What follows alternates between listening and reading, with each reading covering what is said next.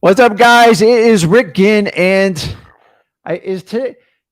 No, tomorrow's the last day of the year, guys. It's Rick Ginn here, and we are on Flip with Rick, and we are talking all about what you need to do to use the 2023 recession to get rich in wholesaling. So, my name is Rick Ginn. I've been doing wholesaling for 20 plus years, and I know a thing or two about down markets because I've lived through them. And today, what I'm going to do is really teach you kind of the five things that I've learned from the 2007 to 2010 market. And keep in mind, I was a brand new wholesaler, and I'm going to show you how a lot of the things that came true back then are going to definitely come true again in 2023. And more importantly, I want you to learn from my mistakes.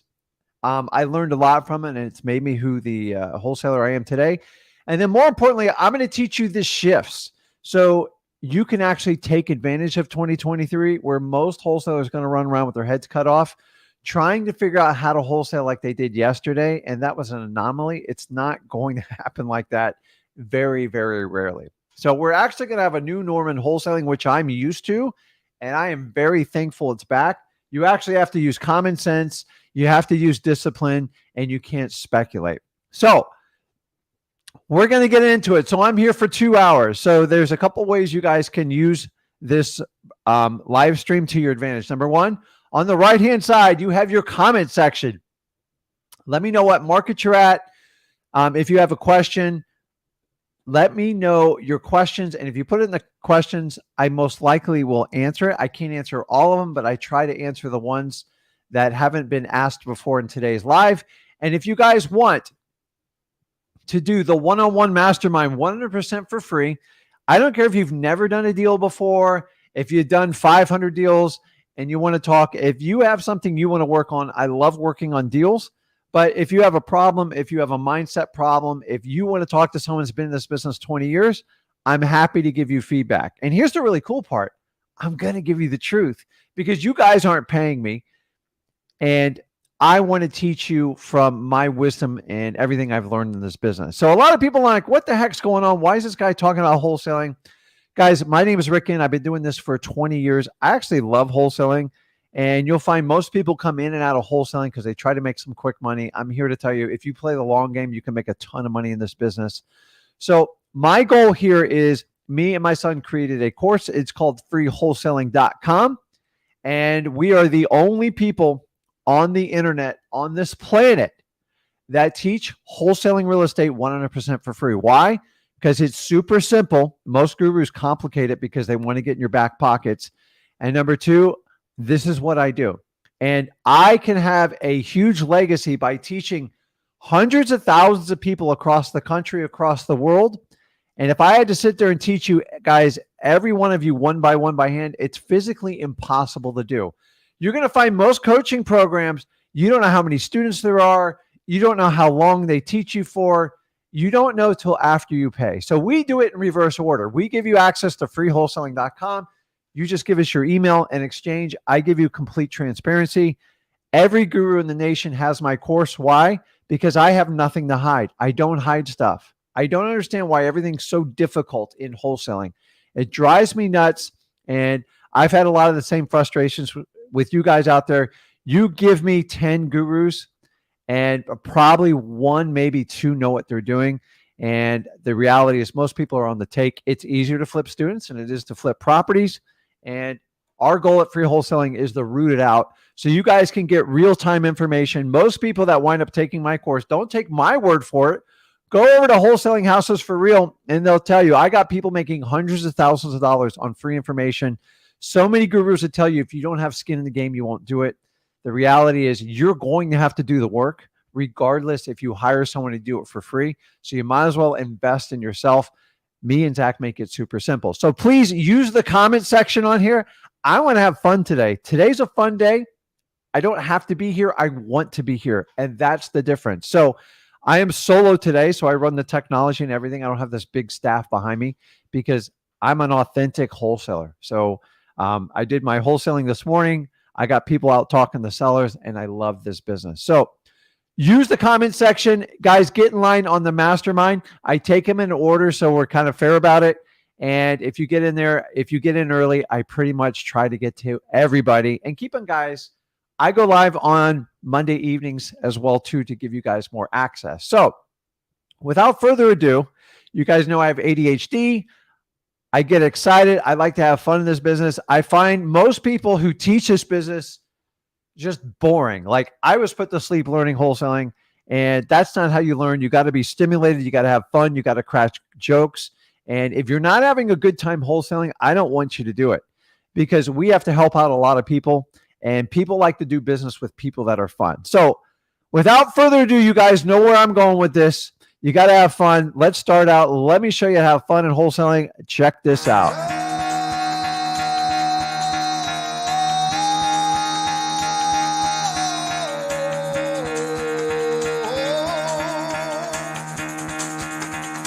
Get the fuck out of bed, bitch. Go.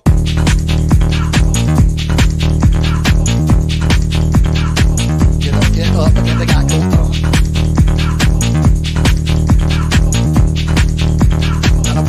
Time to wake up, bitch. Get up. Get up. Get up.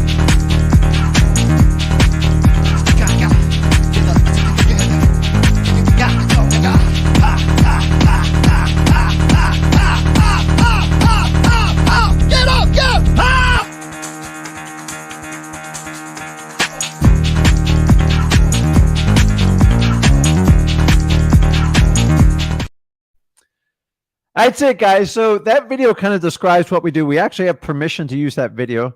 So I get a lot of people ask questions about it, but there's a lot going on in that video. You can watch it 100 times. You'll find something new in it every time. And that's how I feel like wholesaling, and I look at it. Every time I do it, I'm in the business 20 plus years, and I learn something new every day I do this business. And the really cool part is, because we're building such a huge community here, is you guys teach me a lot. Actually, I've learned a lot about myself. I learned a lot about you guys, and I learn new stuff about wholesaling every day. The minute you think you know it all, you are dead in this business. And honestly, that's how life goes. You have to learn to the last day you're on this earth, because we're here such a short time. You actually have to enjoy it. So Ryan says, hey, I like your background. I'm a big SpongeBob fan. I just thought it was a really great character, and he's just fun. So I thought about like doing Mr. Krabs, but we all know Mr. Krabs. He's just about greed and money. And I think SpongeBob is a better fit for us wholesalers, because number one, I want to help people out. And number two, I like to have fun while I work, because I don't really look at wholesaling as work. I just enjoy the chase of it. So me and Zach like to do different backgrounds. So I believe this is the introduction to SpongeBob. And I almost felt like singing the song, but maybe somebody on the live can help me sing it. I just love it, dude. I thought SpongeBob was probably one of the most creative cartoons created. And that's not even from when I was a kid. I was an adult, obviously. My son was raised on SpongeBob. And here's the secret. The really cool about SpongeBob is, why I love it with wholesaling, is because it was actually more catered to adults than it was children. And it targeted both audiences. So from a creative standpoint, it was incredibly smart. So I love SpongeBob. So many SpongeBob comments. I'm wide open today. So today we are all talking about how to get rich in the 2023 recessions. And I'm going to teach you the key principles I learned back from 2007 to 2010. They were painful. They hurt. I shed a lot of tears. But if you can take and learn from other people's mistakes from history, you're doomed not to repeat it. And so many people ignore some of the basics that you can already learn from people ahead of you. The problem is, it's hard to know who to learn from anymore. So the idea of today's live is to walk you through them. They're not really like groundbreaking things, but I'm telling you, they are more true today than they were when I learned the mistakes. So let's get into it. I'm going to spend the first half of the live going through this. Once I go through teaching you the principles, I'm going to show you just the key shifts you have to make for 2023.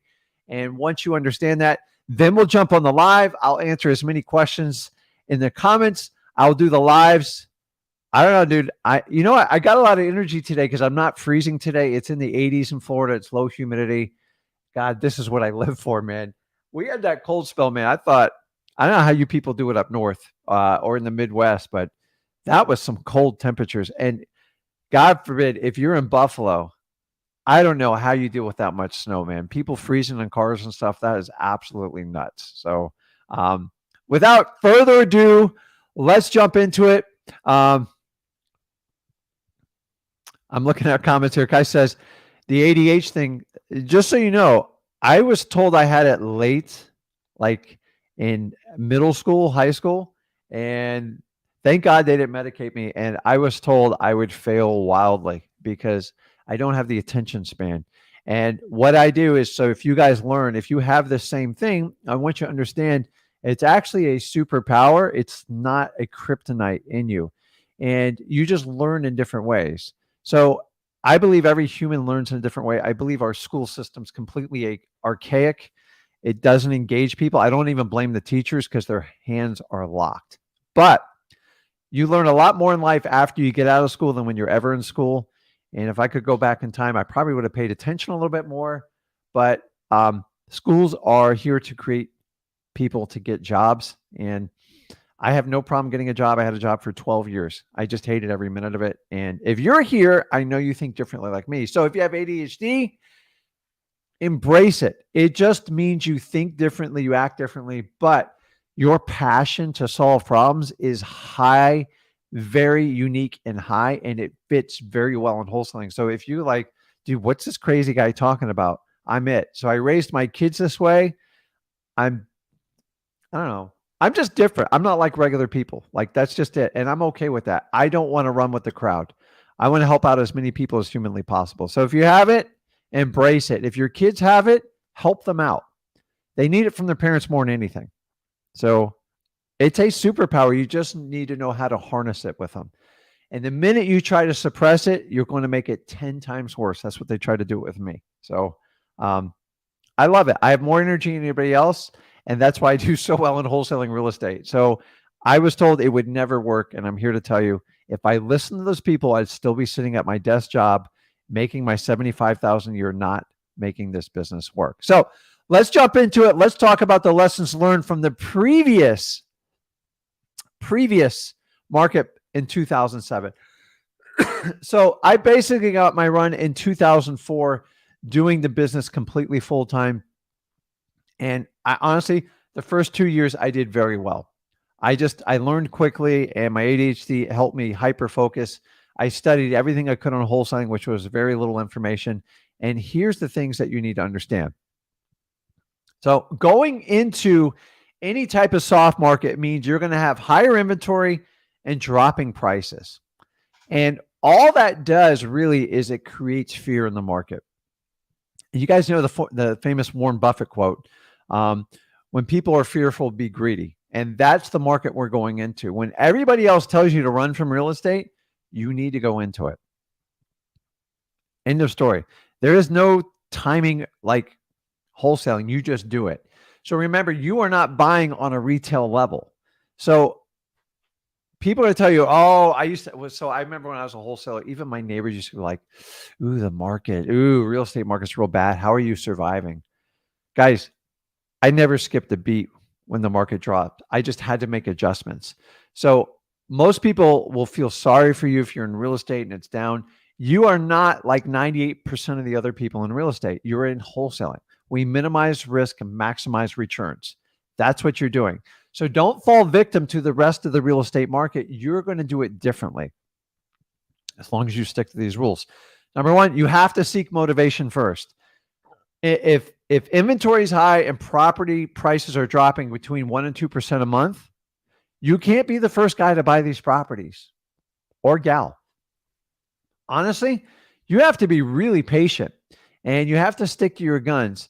And if someone is not motivated to sell a property, I'm not interested in buying it because there's no way I'm going to get the discount I need.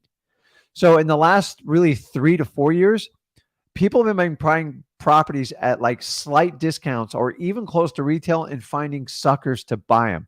Those days are over right now. You can't do it. You have to buy properties at discount. The only way you're going to find discounts is there's got to be some sort of motivation. Someone needs to sell a property fast.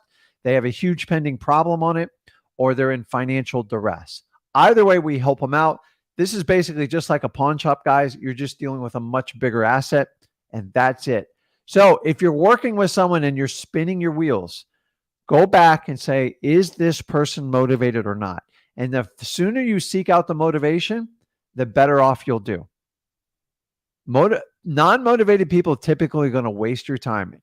And by the way, non-motivated people will wait 3 to 4 years to sell their properties in these types of markets. Ask me how I know, because that's how it worked out in the last market. So if you stop spinning your wheels and look for motivation by using the MCTP method, if you don't know what I'm talking about, guys, go over to freewholesaling.com.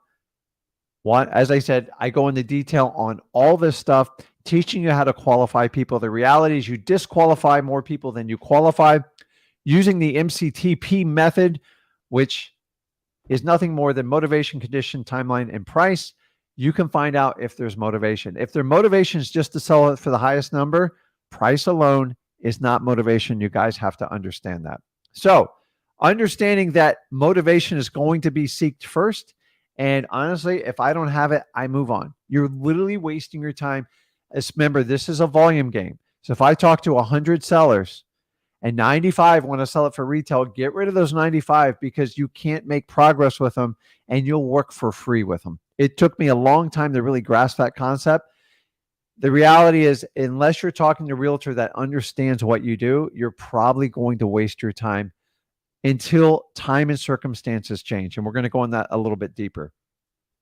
Number two, this is probably, if you get this point, you will master today's life, because I'm telling you, this is probably one of the biggest ones. You ready? Understand the dog tailing effect. And you're like, Rick, the hell are you talking about?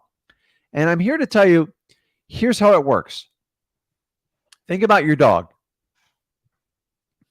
Sorry, I tickled my throat. So you ever seen, so I'm going to talk to you about my dog. So I've only owned a few dogs in my life. So I love dogs, and I treat them like family, just like the rest of you guys. But you know when your dog starts spinning in a circle, chasing its own tail? 9 times out of 10, they can't catch it. Some dogs can. My dog can't. And I know he uses it as stimulation or whatever, but he keeps spinning and spinning, and he'll go for minutes. I've seen him going 5-7 minutes. And what happens after a while? When you can't catch the tail, you give up, you get tired, you get fatigued, you get exhausted. So I want you to take that visual I just put in your head and understanding this is what's going on with real estate pricing. A individual puts their house on the market, say it's worth $200,000. The realtor goes, well, we'll put it on for $219,900 and see if we can get someone to bite, knowing everyone's going to want to come in and get a discount. 30 days goes by, there's no offer. They're like, well, let's adjust it to $214,900. We should get some action there. Another 30 days goes by, and then the homeowner's starting like, dude, what's going on?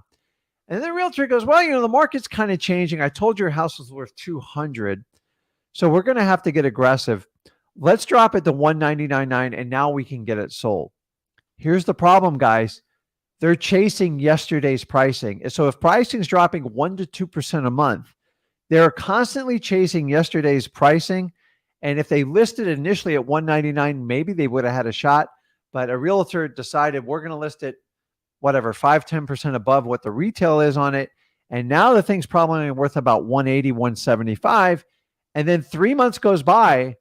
And then at some point, either the listing expires and the homeowner goes, you know what? I'm just exhausted. I need to sell this thing now. I can't afford it anymore. I told you why I had to sell it. And then at that point is the point where the dog tailing, they just stop chasing their tail and they go, let's sell it for what the market says it's worth. Now, those are regular retail. If you take people with distressed properties that need major fix up, people behind on their mortgage, it's even more important they get the pricing right. And if you understand dog tailing, don't get caught in it. You have to buy properties for what they're worth today. So many wholesalers are trying to go, oh my God, 3 months ago, that would be a smoking deal. It doesn't matter. It's gone. And you have to buy property for what it's worth today. Don't look at what it was worth yesterday, 3 months ago, and don't look 6 months down the road. It's not going to help you. Now, Cash buyers are thinking 6 and 12 months down the road. And they're getting a little extreme. I get it. But dog tailing is real. It always goes on in these markets. And I'm telling you right now, this is going to go on for the entirety of 2023. Now, I would like to have perfect timing on the market. It doesn't work that way. We are in wholesaling to make it work today. Understanding a lot of people are going to be dog tailing. Don't be the first person to bite. If the number doesn't work, it doesn't work. Stick to it. Stick in your follow-up. And I'm telling you, it will eventually work out one way or the other. You do not want to buy properties if you can't get a discount. It's just waste of time, and nobody wants to work for free. So once you get the visual of the dog chasing its tail, think about when that dog gets tired and gives up. So that's why expired listings and FSBOs sitting on the market 60, 90, 120 days are going to start to become valuable because they're going to get tired and the dog tailing is going to stop. Took me forever to figure this out. I tried to think of a million analogies. Think about that dog spinning, man, and don't get in that rat race. Wait till the dog's tired and he stops changing his tail. Then you look at the dog and go, I can help you out. What do you need to get for the property? And then the reality comes in. So how long is this going to go on? I'm not going to guarantee it, but a high probability through summer. Maybe we'll start seeing some leveling off, but I think 2023 is a wide open dog tailing year, and you have to buy quality deals. So you can't waste your time, because remember the last 3 years, you could put almost anything under contract and everybody looked like a hero. That's why you have so many coaches and gurus right now. They don't even know what to do. Not all of them, but for the most part, that's why you have all these cute little tricks coming out. Novations. I've got a way to do this. I have an agent hookup deal. Guys, the fundamentals have to work in wholesaling. You can dress this pig up however you want, but at the end of the day, it's a pig with lipstick. You just got to go out there and find quality deals. So let me get back here. Let's keep moving. This is true. Speculators are going to be absolutely crushed in 2023. So most speculators are hanging on, and they're getting to the point where, okay, maybe I need to sell this property and get out. Well, they don't understand by the time they get out of it, they're going to lose money. So these are people got super greedy, thought they could make 100 grand on a property. Now they're like, well, like 50. Now they're like, let me just take my $25,000 profit, only to find out they probably won't even break even. So I've got 3 projects we're working on right now. It's just all I have to do is wait them out because the prices just keep going down. So I want you to understand speculators get killed in down markets. We are wholesalers. If you avoid being a speculator, which is what most wholesalers were for the last 3 years, you don't get killed. Wholesalers don't get killed. Fix and flip and speculators tend to get killed because the one thing they have to depend on is market conditions to get their pricing for appraisals, to get a mortgage. Wholesaling does not have that element in it. So this is why I always tell you guys, stay away from the fix and flip world because it's an entirely another different business. You have to learn to work on contracts. You have to have project managers. You have to work with budgets, and you have to raise capital. And it has nothing to do with wholesaling. Wholesaling supplies these people, but most of the people I'm dealing with right now, they're getting killed because they're depending on the market, and the market is dropping, and there's nothing you can do other than throw money at it to get a property sold. Closing costs. I heard of people throwing in cars, big screen TVs, whatever you have to do to sell a property. There's people that are buying down people's mortgage rates, spending $5,000, $10,000. Guys, we don't do this as wholesalers. So why do I say avoid being a speculator and fix a flip? Because when things are good, they're phenomenal in this, but they always get caught with their pants around on their ankle and the party ends. I know a guy that owns 7 properties. You can't give them away. And then he's going to try to run them. They're going to wind up getting trashed, and the problem's only going to get worse for him. And I don't ever want you falling in those shoes. I've been in those shoes. It sucks. Speculation means you hope that the market constantly appreciates to make your profit. And when the market's going up, everybody looks like a genius. Everyone's looked like a genius for the last 7 years. Everybody. It's not the norm of real estate. And I'm telling you, we are going into a new norm. And the people that can learn the basics of wholesaling will do phenomenal. Which leads me to the next one. Don't ever think you can time the real estate market. It just doesn't work that way. Honestly, any good capital market, you cannot time. So in stocks, if prices are down, just buy more of it and wait for it to return. In real estate, there is no timing of the market. So many people like, I'm going to wait till prices are rock bottom, then I'm going to start. That's what speculators do. You don't do that as wholesalers. You've got to understand, just get started. We are buying discounted properties. The key word here is discount. You make your money on the discount. You don't make it on the market price. So if you know that, don't let anybody tell you can time the market. You cannot time the real estate market. Can people get lucky? Yeah. If I go in and I buy a home maybe in 2024 and I'm just buying my own home and I get a good price, that's called lucky. It's not timing. You can't time the stock market. You can't time the real estate market. And honestly, it has no effect on wholesalers. We don't time markets. So a lot of people are like, well, I'm going to wait till summer till prices drop. Then you're not wholesaling. You're going to join the speculators market.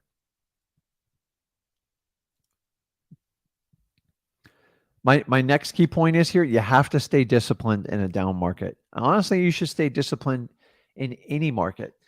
When I say discipline, I want you to understand is this refers to all aspects of wholesaling. Number one, you have to consistently market and engage and talk to sellers on a daily basis. And you need massive amount of volume. The only way you're going to do that is you're going to have to come up with a regimen and you're going to have discipline. Guys, when I was an absolute no name and nobody knew about me, everyone's like, how do you get all these deals? But they didn't see me up at 7 a.m, staying up till 9, 10 o'clock at night, constantly calling people, doing everything I humanly possibly could. Nobody's there. Just like nobody's around when Michael Jordan sitting there making 2,000 free throws.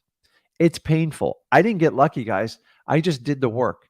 And I was so desperate to get out of my current corporate job. I would have done anything. Honestly, I was so focused. I had my why. My conviction was through the roof. My belief was set. And I was going to go through that brick wall no matter what. And if you don't have that mindset, wholesaling is very tough. So the other part of discipline is like when you're buying deals, you cannot reach for deals anymore. If you find your hand reaching out, pull it back in. I'm telling you, the deals only get better the more patient I am. And I am highly disciplined. I can't tell you in the last 3 months how many deals we've turned down in our company that normally I would have jumped all over, because I know these markets are pulling back and I know what my cash buyers want. And they're telling me they need to be this discount level or I'm not buying it. So I'm not putting stuff under contract that doesn't work anymore. And I stick to my guns. And as I adjust my parameters, I hold to them. Because in the old market for the last 7 years, you could reach all day long and you get hurt. The problem is if you reach now, you could be scolded. You could get in big trouble. So if you say you're not going to put something under contract without a 30-day contingency inspection period, stick to it. Well, Rick, the guy says if I do 14, he'll sign the contract. Make sure you're getting a huge discount because it's taking a lot of time to find these cash buyers. So designate your rules and stick to them. You're going to have to make some adjustments, but if I'm doing something that's got like a 7, 10, or 14-day inspection, I'm buying it 50 cents on the dollar. Like it's got to be a smoking deal. If the deal's on the border, I'm minimum 30 and I'll push as much as 90 days because you're going to need time to market the property. You're going to need a lot of time to find out if it's going to work. And nobody likes that pressure of trying to find someone under a short time period. It's just challenging. So right now, it's taking us 12 to 15 days to really get cash buyers engaged on our properties. And that stuff that's priced correctly. If it's priced wrong, you can have 6 years. You're not going to sell it. So you have to stay disciplined. You have to buy deals that work. Stop. If you reach in 2023, it's going to be problematic. And you know what? You don't want to be that guy or girl in the business where you write 1 million contracts and you never come through on them because the title companies will blow you off. Your cash buyers don't want to work with you anymore. And sellers will eventually find out about your reputation because it's going to wind up online or somewhere you don't want it. So do the right thing and stay disciplined. And last but not least, before I show you the shifts on this, wholesaling works in all market cycles. Like some people think, oh, it only works in a smoking market cycle. honestly, it works in all phases, guys, because I've 20 years, I've gone through every phase of real estate. And here's the one constant: wholesaling's worked in every market. Does it become a little bit more difficult in today's market? The only reasons it's you think it's more difficult is because you have to change how you operate. That's it. And all businesses have to go through this one way or the other. Wholesaling is no different. We are not immune to market shifts and changes.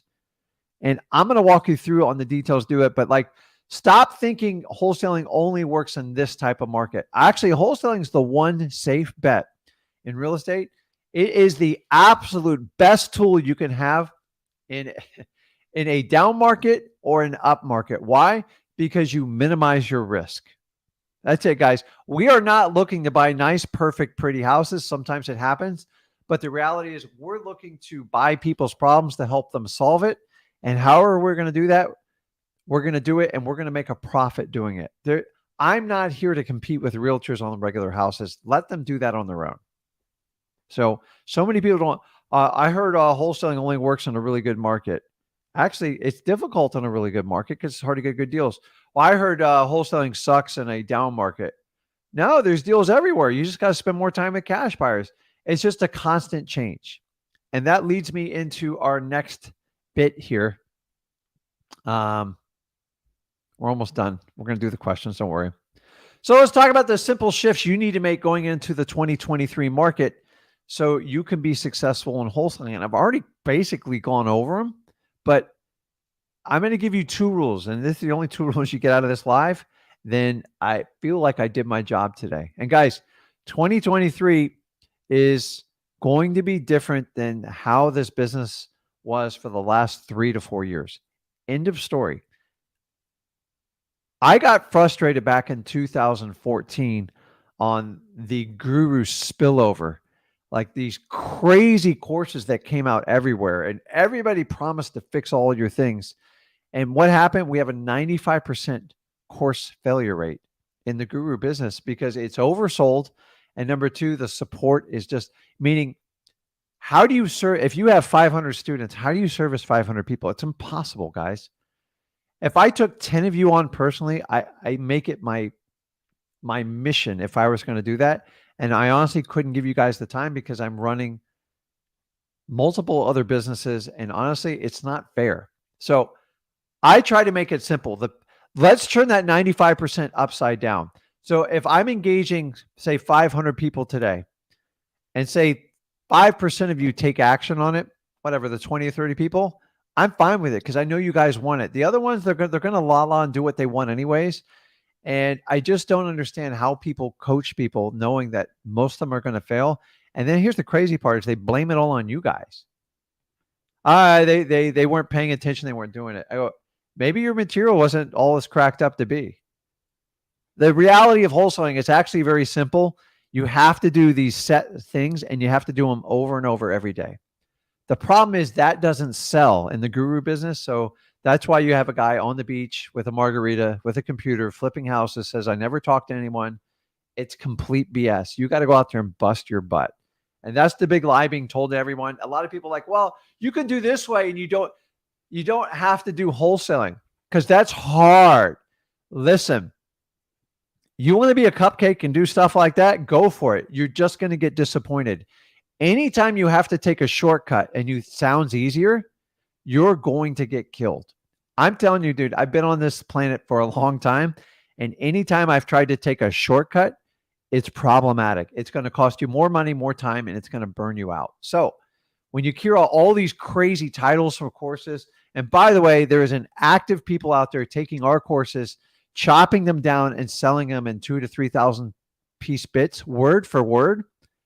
I don't care, guys. Go out there and sell it all you want. You guys got to get smarter in 2023 where you spend your money. You got to go out and take actionable steps. If you're going to give 3, 5, 10 grand to a guru to learn wholesaling, I'm just telling you, there is no shortcut. You still have to do the work. You're going to have to hold yourself accountable. And for that reason, drives me nuts. Okay. So rule number 1, I always tell you, in 2023, you're going to have to focus on seller motivation first. End of story. If you don't do that, you're literally going to waste your time and you're going to give it away. And you're going to get stuck in realtor world. What do I mean? You're trying to convince people that aren't motivated to sell you their house. They're not going to do it. Honestly, guys, wholesaling is not a sales job. It's a qualifying job, a disqualifying job. Find people that have a problem and fix it. Don't sit there and take the people with nice, pretty houses, with nice, big, fat jobs that want an unrealistic price level that only a realtor can walk them through that mess. Find the person who goes, Rick, I need to sell the house. I have a problem. Give me a fair offer and I'll move on. And then you take some time and work with them and come up with the best deal possible. I got to tell you, man, the first 2 years, I thought it was like, I tried to sell everybody. And what I learned is no matter how many words came out of my mouth, I just wasted my time. I wasted my resources and it would burn you out. I almost quit wholesaling after year 2 because I thought I could convince anyone to sell their house to me at a discount. And honestly, you could be Tony Robbins. You could be the hottest runway model. You cannot make people sell a house on a discount. It doesn't matter what you say. So stop trying to think this is a super sales center or wholesaling. And honestly, just look for motivation, look for clues, and then help them out the best you can. That's rule number 1. If I only had to give you 2 rules for 2023, here's the second one. Cash buyer intel. The reality is the cash buyer is your ultimate customer, not your sellers. Don't get me wrong. You need your motivated sellers to put your product together. But think about any business that sells anything. They focus on what their customer wants. For the last 4 years, you've been told to ignore your customers. They're stupid. They treat you like crap. Don't listen to them. You only need one. Smoke through every one of them. I've been rolling in my skin for the last 4 or 5 years with these stuff. This stuff is really bad. So when people tell you to do that, that's someone who's just trying to make a quick buck. They're never going to last in wholesaling because you can't treat people like that. Now, don't get me wrong. I don't want you to be pushed around by a cash buyer. But when you say take it or leave it, screw you, this is the price, end of story, and you stick with that mindset and you keep burning people, when you need them, they don't come back. So it's kind of like when you cry wolf and you scream it, no one's going to believe you anymore. So why would a cash buyer, if you screwed them over the last 4 years, want to do business with you? They don't. And honestly, most of you people that operated that way, you are not in business anymore. That's why I've been doing this 20 years, guys. I have a set of cash buyers that will buy from me the rest of my life. I know exactly what they want. I know how to treat them. I know when to give them the good deals. I know when to push a deal wholesale. And I've always done a balancing act. I've never gone, this is the one way, and this is the only way I'm doing it. And the highest bidder gets it. That's called MLS. That is called the market. Don't get me wrong. I want top dollar, but you can't do it at the expense of your ultimate cash buyer customers, because cash buyers right now are just like licking their chops. And they're taking notes on the people that did not give them the time of day over the last 4 years. And you guys have cut out a certain pool of buyers that is not feasible. So cash buyer intel just means spend more time with your cash buyers. So we've been spending 99%, probably 98% of our time with our sellers. Now you're going to have to take 25 to 35% of your time and spend it with the cash buyers. Nobody wants to do it. Number one, nobody teaches you how to do it. And number two, you don't even know what to say to them because you've been trying to sell deals via text, via email. Guys, those days are over.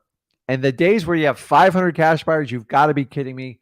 I guarantee you don't have 500 cash buyers ready to pull the trigger in your town right now. They just don't exist. So go over to freewholesaling.com. We teach you step-by-step how to vet all your cash buyers. And you know what? You got to do a phone call. Sorry. If not, you're going to have 480 other wholesalers piggybacking and reverse engineering your market. And for that reason alone, you should vet your cash buyers. Guys, I spend a lot of time with my cash buyers right now. I actually have a party tomorrow that we've invited a lot of our cash buyers just as a reward and a thank you. And guys, you have the holidays. You got New Year's going on right now. Reach out to your cash buyers. Just send them a note. Say, thank you. I really appreciate you. 2023 is going to be a bang up year. I want to help you out. Tell me exactly what you're looking for.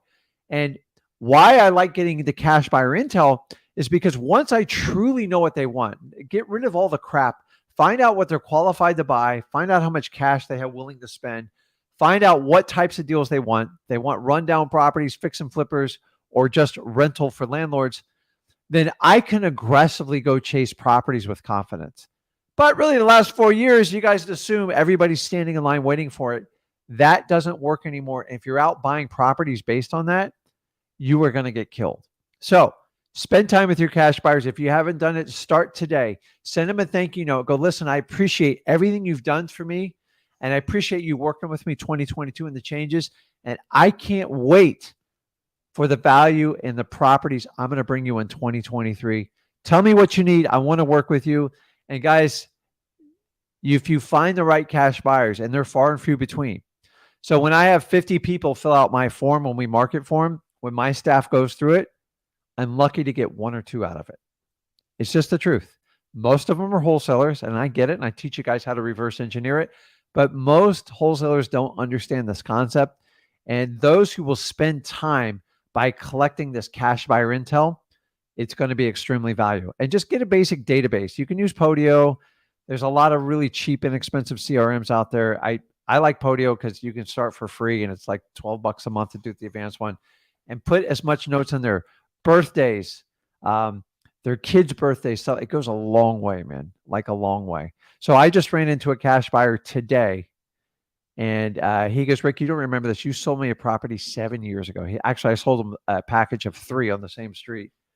And he goes, I never forgot how you guys treated me. And we had problems, and I had to get involved. And I remember I go, listen, we want to make it work. And it was challenging, and we had to give like a 3-day extension, but it worked. And now he's buying a property that we think is a nightmare, and we were ready to give up on it. And he goes, because how you treated me 7 years ago today is why I'm doing business with you, even though I'm being offered more discounted properties, because I know your properties are for real. So guys, always do this. When everybody else the last 4 years told you, like, you don't need cash buyers, I never stopped with my core group of cash buyers. And so learn from this, because they will get you through some tough times. But without their information, I would be lost on where to buy. So when they adjust their pricing, I adjust my pricing. I don't adjust it for my sellers. I adjust it for my cash buyers. And guys, that is it. That is everything I've shared on it. Honestly, it's not rocket science. It's actually very simple. And if you guys will learn to use these types of techniques, and you've got to be willing to learn. The minute you say, I know everything, and there's nothing Rick can tell me that's going to change this market, if you've been in business 20 years, then God bless you. You've survived it. But I'm here to tell you is 2023 is going to be a very interesting year. So while everybody's running and hiding, you need to go in full-on blitz mode. And the easiest way, if you're just starting out, if you're like, Rick, I haven't done a deal, I'm excited, I'm going to go to free wholesaling, is don't skip free wholesaling, go all the way through it. So I have ADHD. So if I found free wholesaling back in the day, I probably would have gone through it 10 times, forward, backwards, reverse. I don't know about you guys, but like a little tip when you guys are learning new things is I love YouTube. And you can do it to me. I might sound like a cartoon, but I listen to everything in double speed. Why? Because I can double the time I can learn something. And sometimes it takes me a few times to grasp something. It's okay. If you're like me, some people get it the first shot. Like my son gets everything the first shot. I sometimes need 2 or 3 times. It's okay. I learn differently. We all learn differently. That's why I like free wholesaling, because I'm not sitting here on a live lecturing how to do things. I'm like, go over there and then make mistakes, and then let's go on the live and let's talk about it. Let's fix it. And that's why I love doing lives. I don't know why more people don't do lives, because to me, it's the most effective way to reach out to many as people as possible. A lot of people go, hey, Rick and Zach, why don't you do live events? I go, if you guys want a pep rally, I'll do a pep rally, but I got nothing to sell you. So I rather just give you real-time information. If I have to do a live event, I have to wait 6 months to a year. I have to build it up. I have to go out and I got to get speakers, and they're all going to like bang you over the head, and they're all going to brag about how much money they make and how many Lamborghinis they drive. And honestly, guys, if you think that helps you out, you're absolutely kidding yourself. Pep rallies are the #1 killer in all of real estate. Listen, if it gets you up and gets fired up to take action, that's great. But the problem is most of these events are used to pump you up. And when you get excited, they know exactly when they hit you, because you think they're going to solve your problem. And then once you're done, you're never going to hear from a lot of them again. And you're going to have a student that teaches you it. Guys, I've been through them all. And I'm not saying don't go, but go to them with, like, don't reach out in your pocketbooks, because when you buy in an excited peak state like that, you're typically being taken advantage of. I'm sorry. It's the truth. I've been there, guys. I've done it. And I don't want to give a pep rally. This is my pep rally right here. I connect with you guys 6 times a week. Why? Number one, a live stream will tell you who the person's real character is because I don't have a script. I don't have a cue card. I don't have a teleprompter. This is who I am. And if I don't match my words by the actions I take, stop viewing me. So, number one, I'm a family man. Number two, I love wholesaling. I've never found a greater vehicle to achieve financial freedom and have freedom of my time than ever. And here's the really cool part. You can go whichever way you want with this business. If you want a big staff and you love the stress of like managing tons of people, knock yourself out. But maybe you're like me and you just really want control and freedom of your time and you want to earn a bunch of money so you can solve your problems in your family. And by the way, guys, here's the one thing I've learned in 53 years of life. We all have issues. The people act like their lives are perfect and they got nothing going on in their lives. They're completely full of it. I've got issues. I don't like come out here and air everything out, but like I'm constantly working on myself and everything in my family. And wholesaling gives me freedom. When I had a death in the family and it broke my heart, I was able to take the time to help out my family and heal. Now, money doesn't fix the problem, but it did give me the opportunity to spend time with loved ones to go through the grieving process. People get a regular job. What do they give you? A week off? You got to be kidding me. Like, it's no time to get over a loved one in a week. I'm sorry. We need time. So the more chaotic life comes, the more robotic corporate culture is coming is you got to find ways so you can ensure the success of your family. And I'm completely biased with wholesaling. And guys, I've watched every real estate technique ever done. Wholesaling is the fundamental thing that will get you through anything in real estate. And those that learn wholesaling real estate, fundamentally, they figure it, they do the workout, they can do anything they want in real estate. When someone only does one thing in real estate, maybe you list properties, maybe you're a realtor, maybe you just want to do creative financing because someone told you it's easier than wholesaling. The problem is wholesaling generates cash. It is a job. I don't even hide it from any of you, but it gives you opportunities to buy properties at the deepest discount. Want to keep them as a landlord? Perfect vet. You want to find creative deals? Your wholesaling is going to create the leads. And wholesaling creates cash today. The problem with a lot of the creative financing is like sometimes you don't know when you're going to make a profit. I have multiple creative financing deals I bought back in 2006. And until I sell it, I actually don't make a profit. Now, they paid me off, but man, it was stressful the first 3 or 4 years I owned it. And you have to learn how to talk to people. And wholesaling gives you the exposure you need in real estate to learn how to talk to people and negotiate real estate. And I've never found another vehicle in real estate that will give you more of a crash course than wholesaling real estate. So that's my spin on wholesaling real estate. I'm completely biased. I find most people that learn wholesaling go on to do all other parts of real estate successfully. And the ones that skip wholesaling always go back to the wholesalers to figure out how to buy properties at the deepest discount. And they usually pay the biggest premiums on it. So full disclosure, I buy from wholesalers because I see tremendous value when people bring me a deal because time is money and you guys can learn from there. So let me look through the questions here and let's see. Let me jump back up to the top and I see everybody in line there. You're right. I am wearing a jacket today, man. It's like a beautiful 80s, man.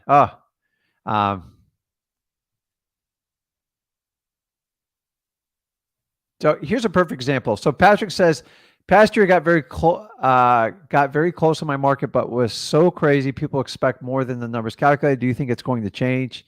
Yes. And I went through all the details on why it's going to change. You have to focus on what your cash buyers are going to pay for these properties. So Jason says, my girlfriend loves this guy. So you're talking about the guy we do in the beginning. I do too. So I think it's like hysterical.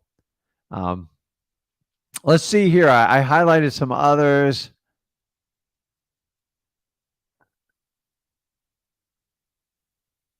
So Kaisty's got it good. And by the way, these questions, if you have it, probably hundreds of other people in the live have it as well. And why I like doing these lives is you don't think like you're on an island. So we all have this complex as wholesalers specifically is we feel like This is only happening to me. Dude, it happens to me. It happens to everybody else that's on here. So it says, Casey says, my main struggle is to quickly analyze a lead when they call me or text me back. I can talk to them, ask a million questions if needed, also hold a convo, but can't make the offer. Like I'm stuck. So it is a mental block. And I believe earlier this week, I went through a young man and walked through this. He's like, I get to this point and I can't make the offer. So it means because you're brutally uncomfortable and it scares the crap out of you. And that's okay. You have to recognize it. So think about it. If you don't make an offer or get into this uncomfortable zone, you're going to have to wait till your current situation is so painful that you don't have a choice other than to make that offer. And I'm here to tell you is if you're uncomfortable, that's normal. We as humans are built to be comfortable. Everyone wants to go to the known. And the minute you get outside the known, you freak out. And the body runs the mind doesn't run the body. And until you reverse that relationship, you're always going to struggle with this. So my advice is go back over to freewholesaling.com and understand that we use the mechanics to buy properties. Number one, seek motivation. Number two, buy deals for what they're worth today. Meaning if you're not getting a discount, it's not going to work. You're going to have to continue the conversation or move on to another motivated seller. You see, the days of trying to make deals work are gone. You have to buy properties for what they're worth today. So if you know you're getting a discount on the property and you know you've done your cash buyer intel, then you're doing a disservice by not making an offer to that seller. And here's the thing is, here's the problem with most of you guys. You try to make the perfect offer the first time and you spend hours, if not days or weeks. And you guys know you do this because I used to do it. And I'm here to tell you, don't spend all your energy being a realtor, trying to do the perfect comp. You write these complex contracts, you make it super complicated, and you're trying to get a yes on the first shot.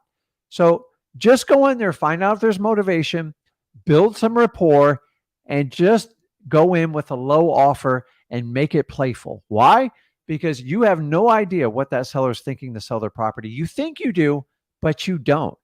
I've been shocked so many times. I've left so much money on the table. I've learned the hard way. So if you know you're going to get rejected on your first offer, it kind of makes it easier because so many of you treat it like it's your first like prom high school date. Like I have to ask the guy or the girl, and if they say no, I'll be devastated. So expect a no. Have fun, play with it. You have no idea what's the least amount that seller will take. So if the property's worth 200 grand, make an offer 110, 120. You know you want to offer 150, 160. So here's a little trick I did, and I swear I did this because I always wanted to get a yes at first. Whatever the offer I'd make, I'd knock off 30 grand instantly. Now, these were lower numbers. Like I was dealing with properties that were, rarely exceeded 100 grand when I first started. So today I might knock off 40 or 50. But if you find yourself always offering too much, take whatever number you're going to offer, knock off 30 grand. It'll fix your problem. I'm telling you. Oh, Rick, they're going to say no. No. You're looking for a counter offer. If you start with the mentality of you're going to get a no first, this business is actually a lot easier. Okay. Realtors write offers to try to get a yes. Wholesalers, that's not how we work. We're looking for someone who really needs to sell. The difference between needs to sell and wants to sell is substantial.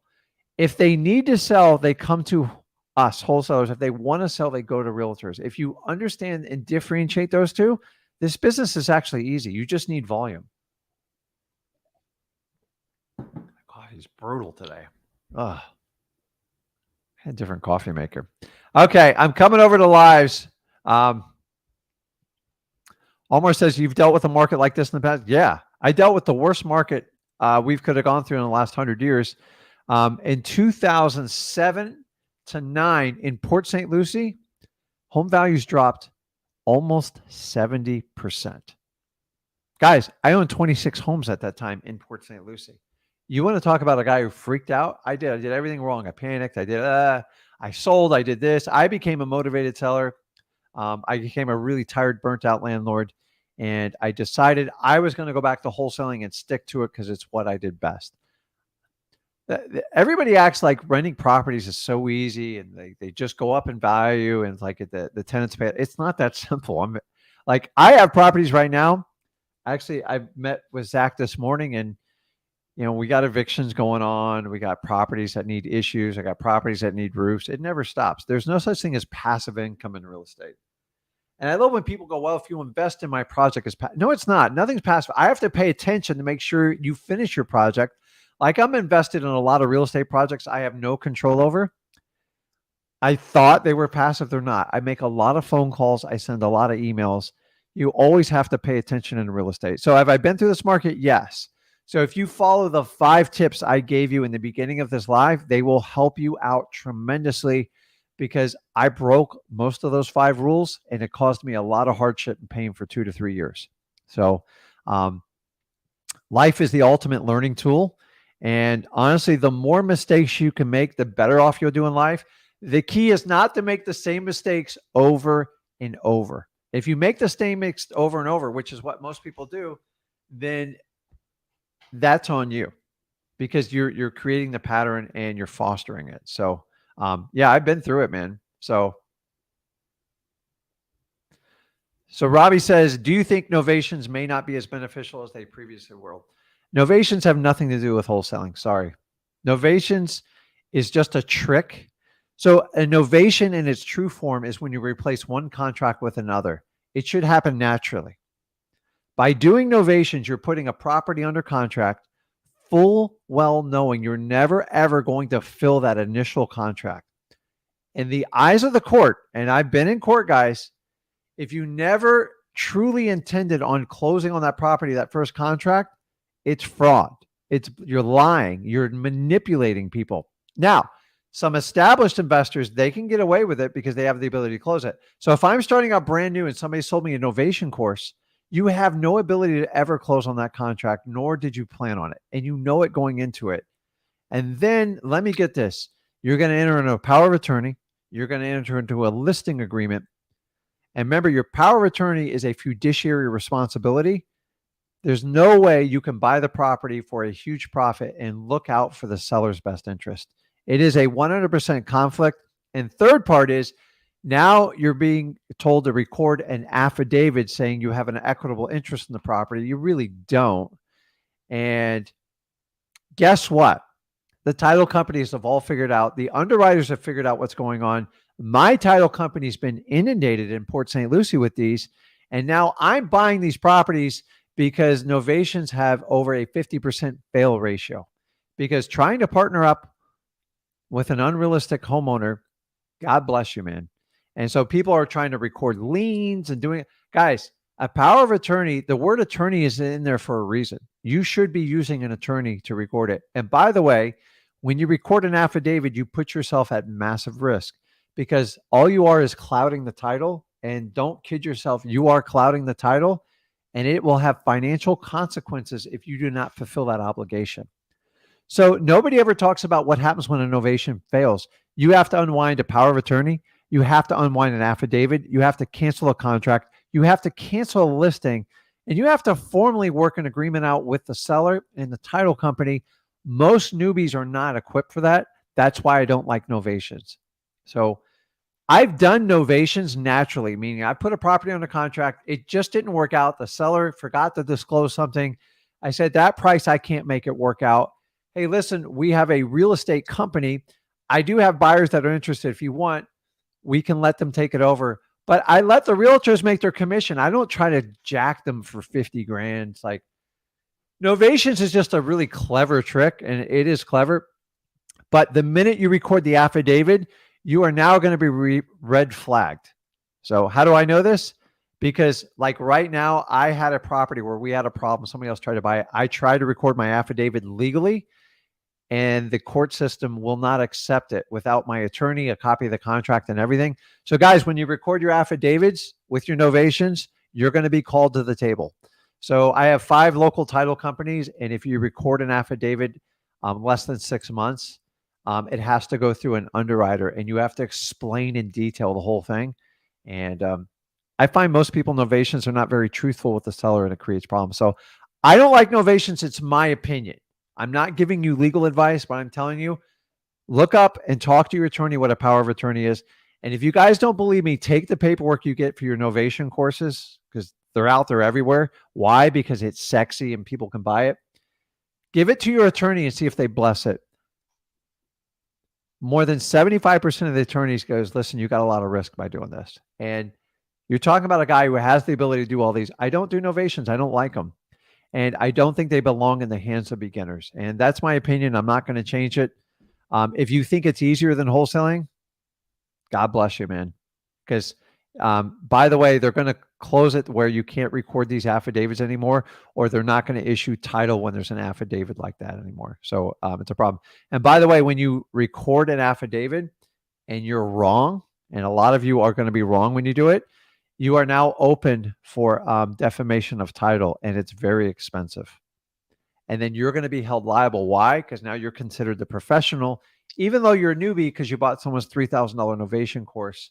Guys, I'm not raining on parade. I'm just telling you, unfortunately, I've spent time in the courtroom, and the judge always will look at your intent. And guess whose word they're going to validate more than yours? It's the homeowner. And if you get the homeowner upset with you, it's a problem. I always tell people, at the end of the day, the best way to avoid being sued is make the seller happy. That's it. Get a testimonial, make them happy, and move on with your life.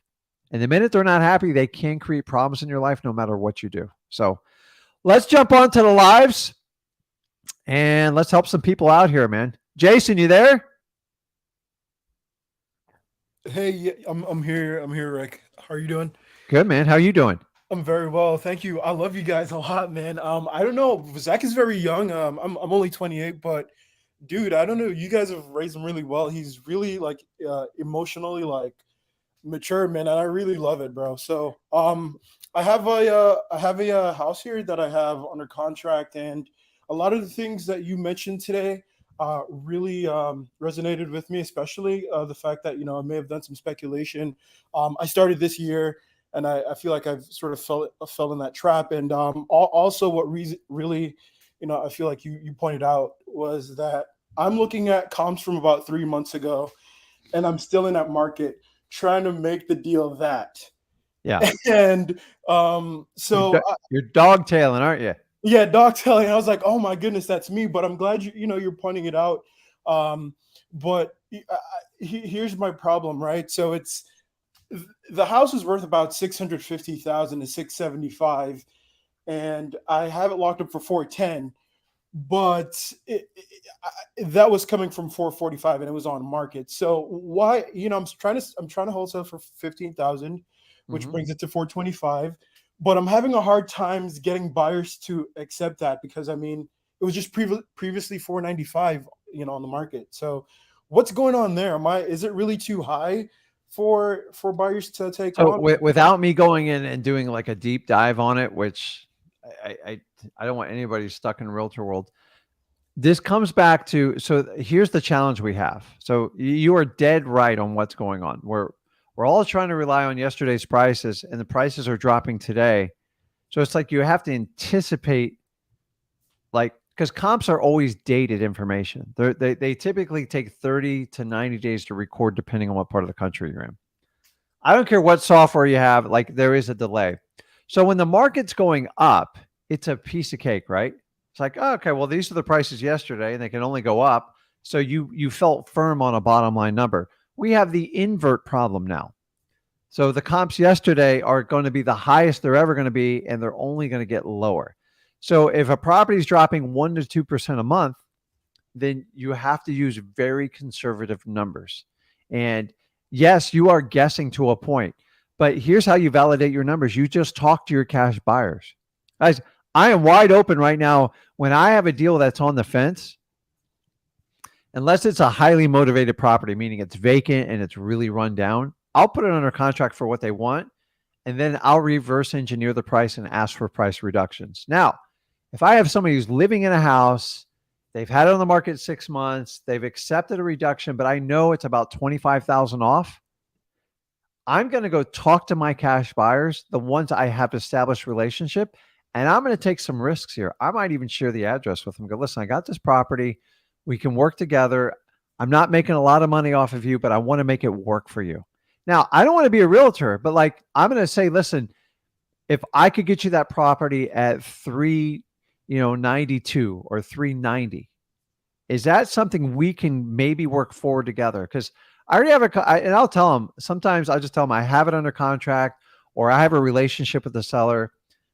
If you have a relationship, they're not as likely to go behind your back, and you can reverse engineer your deal out. I don't want to put it under contract for the wrong price and spin my wheels. I hate that crap, especially if I know the seller goes, listen, I'm not giving you more than a 14-day inspection period. And there's not too much wrong with the house, then I'm going to reverse engineer that deal. What do you have to lose? I don't want to write contracts and constantly get out of them. I hate that. And I don't know who taught that in this business, but this is where I spend a lot of time with my cash buyers, and I gather as much information as I can from them. And hey, you can't just use flat discounts all the time. But if I have somebody who wants to buy in that neighborhood at that price point, I say, hey, listen, what's the number, knowing it needs about $50,000 in rehab and the ARV is roughly that? What number would get you excited? And they'll tell you. Now, I'm going to tell you honestly, a lot of cash buyers, they're unrealistic right now, and it's painful. So a lot of times I'll go on a property like that at $250, I'll buy it. I'm like, duh, I can't get it for $250, but realistically, what's your top line number you could do? Because I might be able to put this together right now. And the idea is get them excited about it. I show them photos and stuff like that and go, listen, I've talked to the seller. It's a perfect project for you. I've seen you've bought these 4 houses. This would you have to spend a lot more time with buyers. Anything that's on the bubble, you better make sure you have someone lined up somewhere for it. The old days, all the cash buyers came out of the woodwork. You didn't have to do any work. It was never like that when I first started wholesaling. Not even close. And honestly, from 2014 all the way till the end of the summer, it's been crazy. I actually had a tough time I operated, it was easy, but I go, this can't last forever. Well, the day's here. So the problem is we're trying to comp properties based on yesterday's prices, and we're dogtailing too. And you have to buy stuff that has value in it. Here's the funny part. The sellers don't even know what to sell their properties for anymore. They're clueless. So many people go on here and go, well, the guy was offering me the house for $250,000, but he had it listed for $400 3 months ago. So I paid him the $250. I'm like, $250 is the market number. You overpaid for the property. So I don't have a crystal ball for you, Jason, but I'm here to tell you, I have to buy properties from people who need to sell. The people who want to hold on to it, they're never going to figure it out. They're going to wait and wait and wait, and eventually they will sell it for market price. What price do you need to buy it at to be successful in wholesaling? You have to get it below market.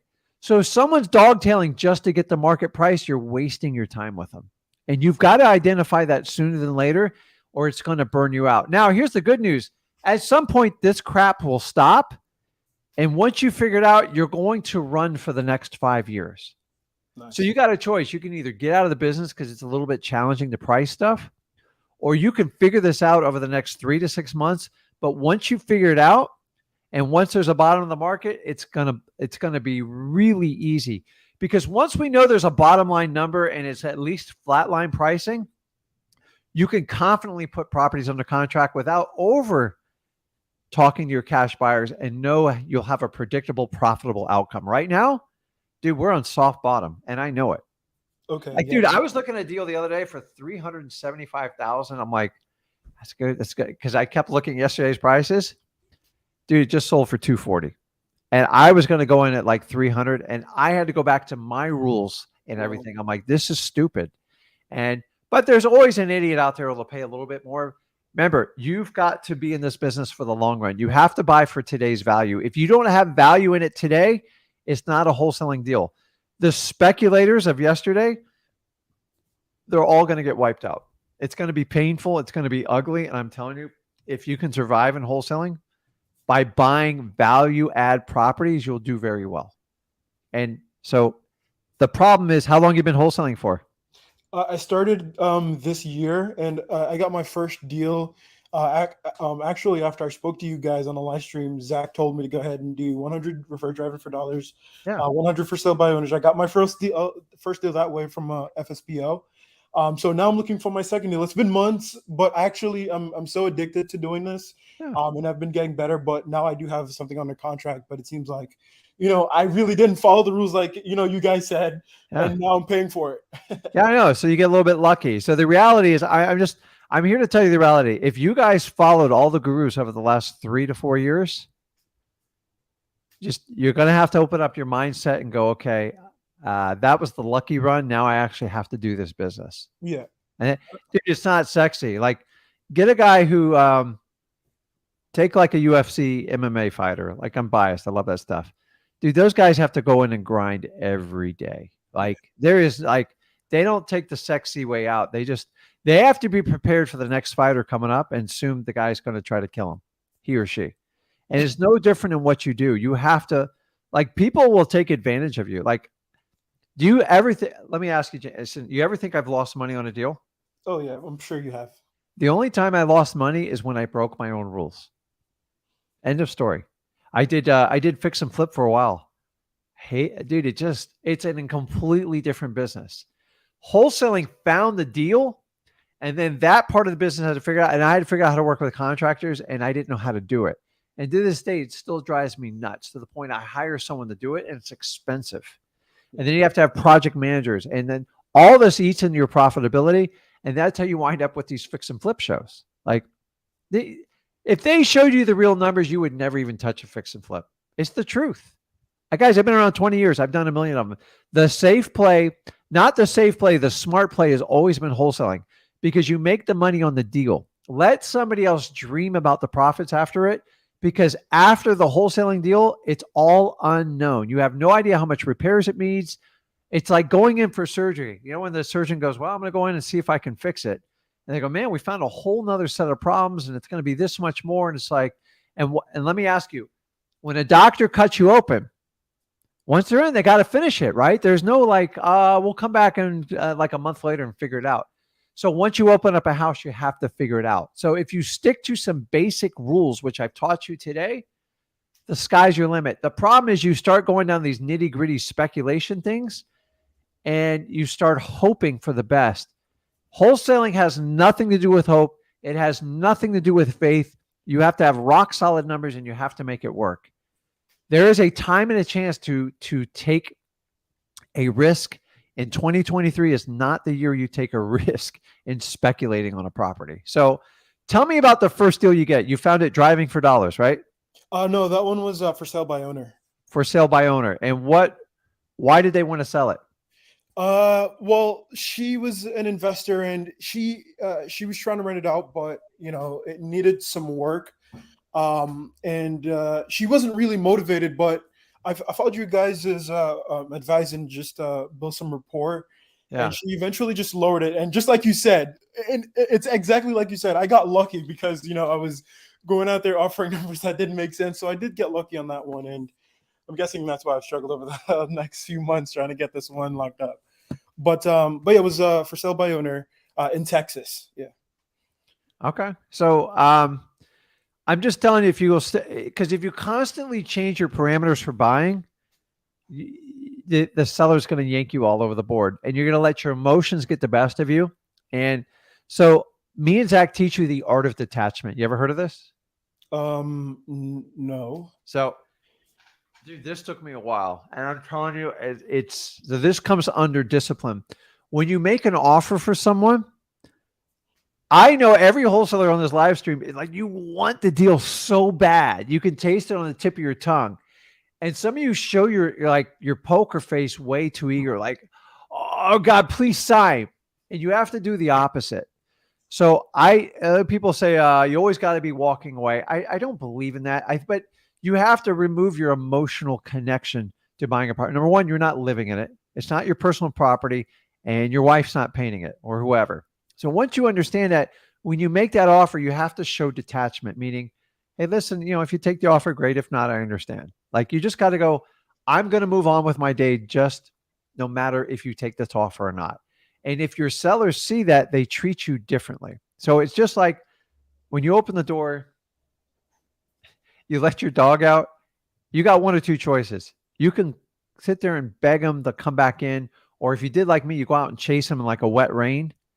And like, the more you chase them, the more they run. And then I have this thing with my dog, is like, when he hears that patio door click shut, he panics and he runs back in. You have to do the same thing.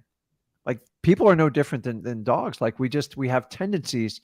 And if you chase people too hard, if you're too desperate for them to accept your offer, you have to master the art of detachment. Poker players are the master at it. They don't, all their bets, everything. It's just like, if it hits, great. Because if once you show emotion, it's problematic. Now, the reality is we're looking from emotional from sellers. But if you try to pair your emotion with it, other than empathy and like caring, meaning if you don't sign this, I'm going to like freak out, you scare the crap out of people. So I tell people make 20 offers and be detached. It doesn't mean you don't care. It just means I'm going to treat it more in a business-like fashion. Because the reality, if you're dependent on something to happen to make you happy, you're going to get killed. Do you know happy's always there for you? You can take it anytime you want. You can't have conditions to be happy. You're never going to fulfill it. I've been on this planet 53 years. I'm here to tell you, choose happiness. It's just easier. It's always there. At the end of the day, if someone doesn't take your offer or not, you need to move on with your day and just seek other motivated sellers. So many times when I started out, I hung my hat on making an offer. I go, man, if this guy doesn't take this offer, I don't know what I'm going to do. Yeah. And it was the wrong methods. So how do you fix that? Make more offers because it's easier to come less detached to it. And if you find yourself talking to a seller way too much, trying to convince him, you're too attached to your offer. So detachment, the art of detachment, it works. Don't do it on your family. You do the opposite with your family. But when it comes to business, that detachment level, I respect whenever I deal with mechanics, anyone like that. I just want them to get the job done and like know they're going to get it done. And your sellers want the exact same thing. Once they see you're emotionally attached, you freak them out. They go, Rick, why are you so dependent if I get this deal? I had a seller tell me this once, and I remember going home like, I must be doing this entire business wrong. And I was. Why are you so desperate to get my property? And I overpaid for it, and I wound up losing money on the deal. And from then I never looked back. I go, I will never, ever make that mistake again. And now it's just like, sometimes when a seller tells you no, they're doing you a huge favor. So I never go for no on the first offer. That way I'm not nervous about if they accept it or not. I expect them to reject it. And then I just work my way up the line. So many of you try to get that perfect offer, that yes on the first offer, and you get disappointed. And then where are you going to go from there? Like you just gave your MAO. Like, what do you do? Your conversation's over. There's nowhere to go. Or if it's worth 200, I offer 120. They're like, get out of here, Rick. You're nuts. Like, I didn't think you'd take that. I go, but seriously, let's talk about it. What do you really need to get out of this prop? And then they'll come back. Well, I talked to my wife. I can't take anything less than 155. I'm like, okay, now we're working somewhere. Now I'm somewhere between 120 and 155. Before, I'm thinking like they have to get 180. So if you're one of those people that always know what your seller's going to take, stop it. The only way you know is to get a counter offer out of them. End of story. And realtors are like pretty good about this. That's why they overprice all their properties. So they make us feel like we're getting a deal. So just stick to your rules, go back to the basics. And if you seek motivation first, you won't waste your time with people that aren't motivated, because no matter what you say, you could be the slickest salesman in the world. It ain't going to work. I've tried it, man. Okay. It won't work. So what else you got? What do you need help with? Yeah. So I guess, not to take up too much time as well. So I've seen other properties that are very similar to it, and they've been sitting on the market for 60 plus days. So, and also I need to get an extension on my closing time, because I I asked for too little of a closing time and inspection period. So in the situation, I know I've shot myself in the foot, but um, I'm going to take your advice with the detachment and just go in and ask, for an extension on the time. And So do you have it under contract right now? Yes. And how long of a contingency period you have? It was 10 days. Oh Lord. Yeah. So I'm going to give you some advice. It's going to be a little bit painful, but you got to hear me out on it. Okay. You don't even know how much of a discount you need, do you? Or if you even need one. Yeah, no, I don't know. So Sometimes when I don't know, or like I spend a lot of time with cash buyers. That's what you guys, if that's the one thing you understand, I've been doing this 20 years. Your cash buyers will give you the confidence because they are your ultimate customers to see what you need to buy properties for. Stop letting everybody else tell you what you need to buy it for, the 70% rule, any of that crap.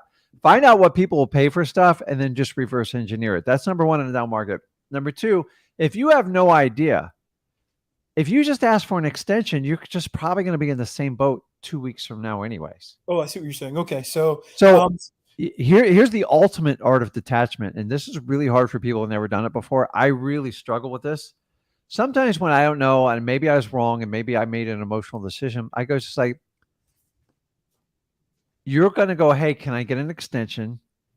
He or she's going to say why. And then you have to come up with some ridiculous, you really don't have a reason other than I don't have a cash buyer for it. So when you're way off base, a lot of times I'll just go in shotgun and I'm going to use the art of detachment and go, listen, I got to cancel the contract. And I'm not going to say one more. Where do I send the cancellation over? And shut up. Why? I'm doing the same psychological move I do when I'm trying to buy the property. I'm trying to get a counter or a reject. You can't cancel on me. Why? Because now I can reverse check your motivation. Now we don't want to cancel it, but like, dude, you're so far off. So sometimes you go again, well, I'm calling you back. I need an extension of time and I need a $50,000 reduction. I guarantee you are going to get a hard freaking no. So if you go in and kind of go, listen, I just need to cancel the offer. I appreciate your time. Shut up. Don't say another word and go. Most of the time they go, hey, what's going on? Jason, like, I don't understand. Like, I was really depending on you buying this property and like, what do we got? And then I'm looking for words like this. What do I got to do to make this thing work? Okay. Like, how many painful conversations do you want? If you need an extension and you're going to need a reduction, honestly, you're better off going on the shotgun approach and just doing the detachment and go, listen, I got to cancel this contract. Where do you want me to send the release? And don't say another word. Don't overtalk it and see if they go, okay, send it over here. Maybe that's the sign you just move on with your life. Okay. You see what I'm saying? Yeah. Because if you do it the other way, you need an extension, you need a price reduction, and you might have to do this 4 or 5 more times. They're only going to do it once with you anyways.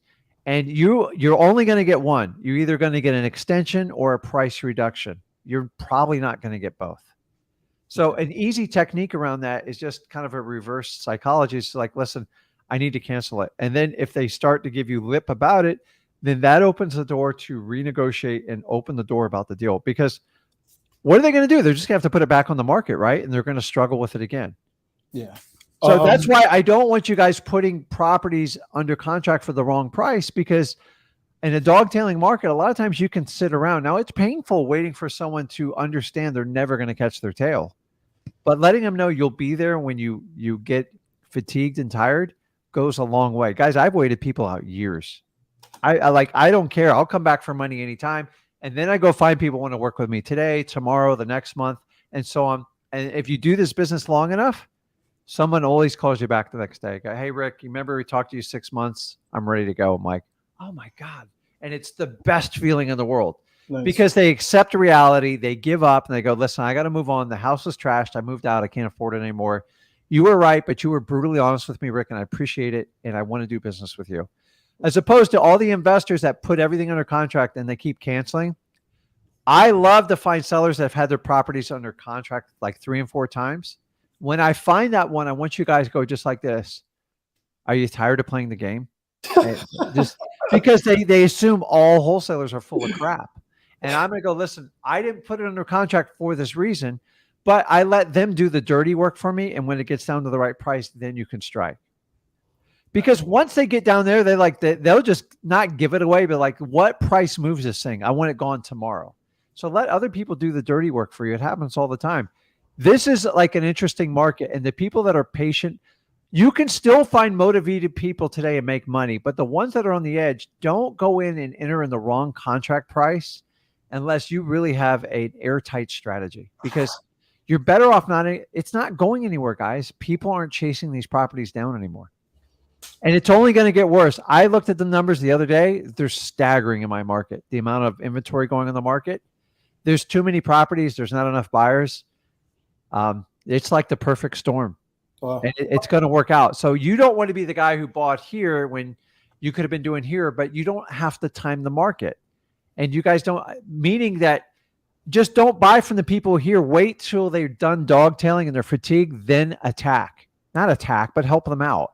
Okay. And then you'll find people that want to sell in between them, but don't sit there and engage the ones. You know, the rundown properties, you know it needs to get sold. Don't enter into a contract you know it's never going to work out.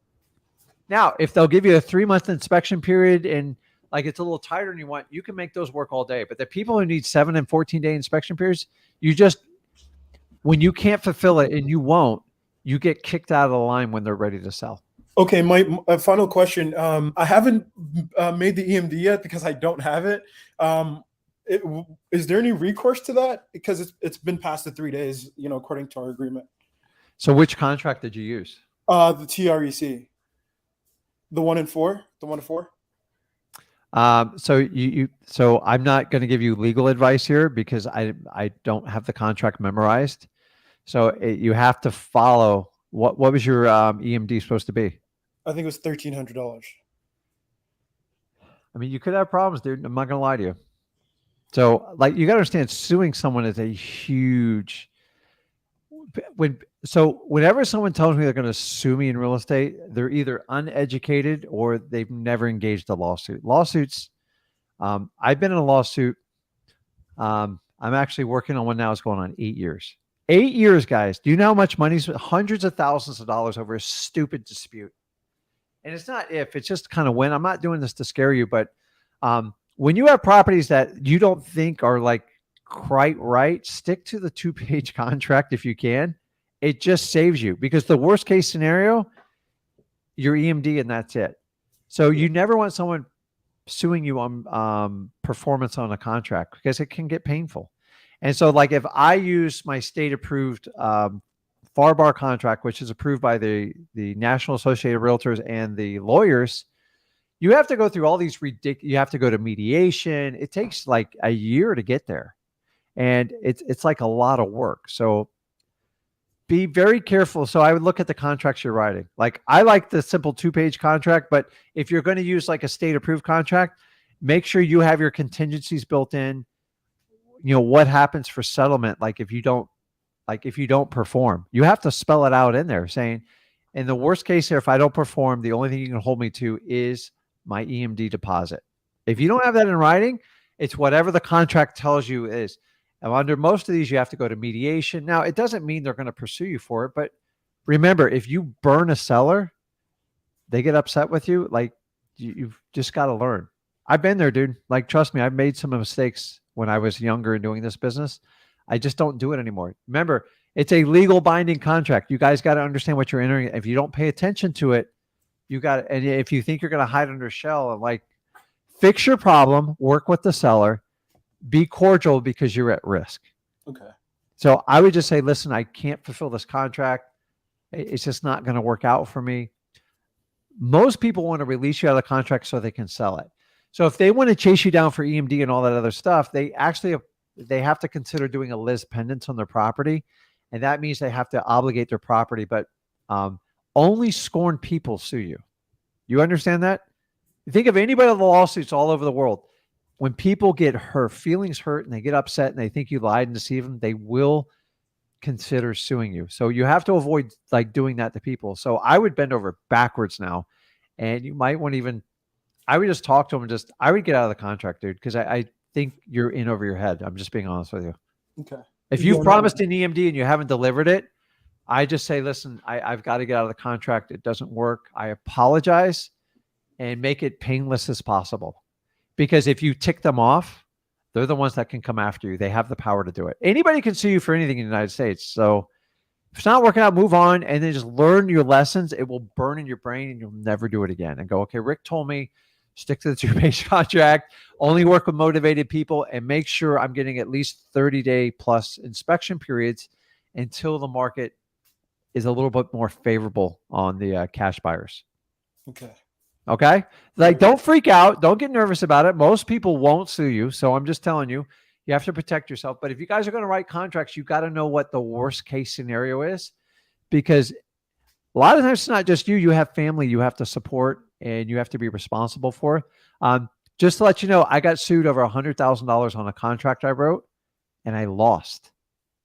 It was painful, and I thought I was right, and I learned a hard lesson. Now, it cost me 100. So I think we settled at 50, but I had a $55,000 attorney bill.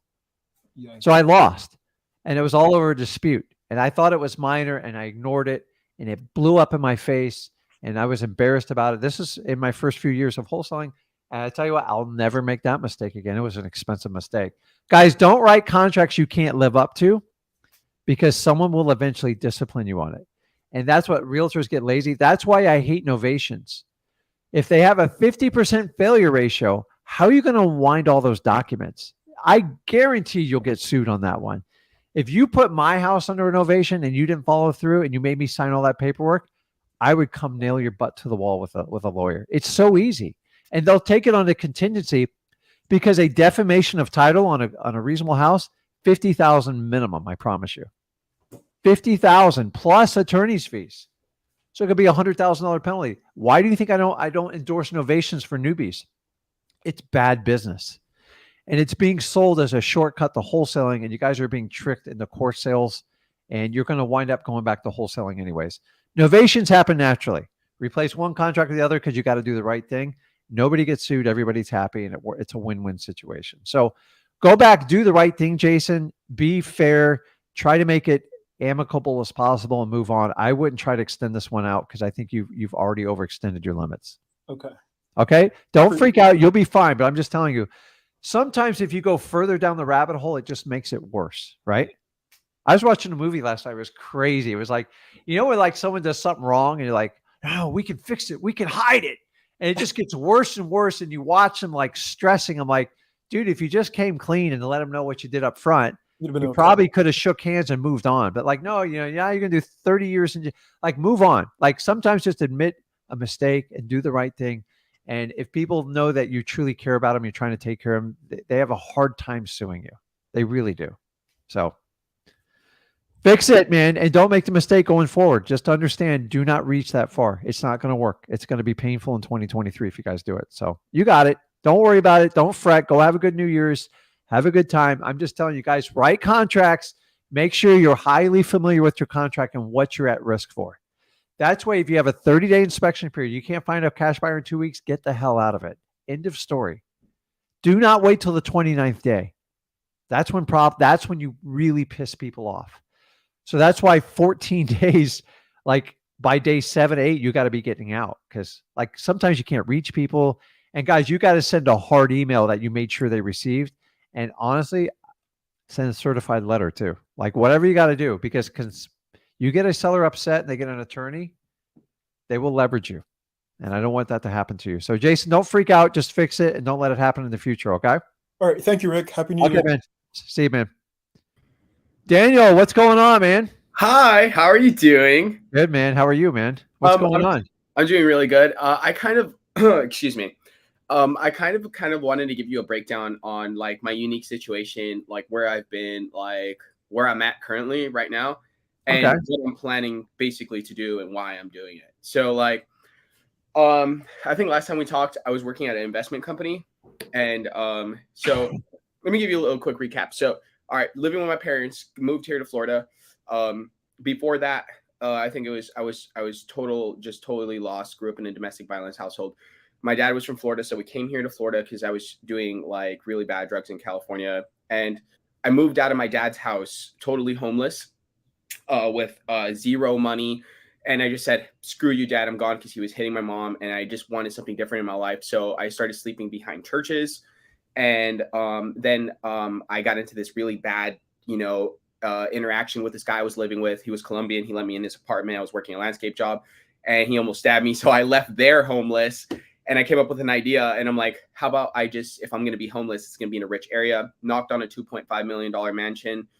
Some gay guy comes out. His name is Nate Carrick, starts investing time, energy, Caucasian, really nice guy, really loving guy. And he's a businessman. So from the universe, that's so weird. He's a businessman, and he started funding me, like all the places, like funding me places to live for a whole month, and investing time and prioritizing my success. Okay, let me just fast forward a little quickly.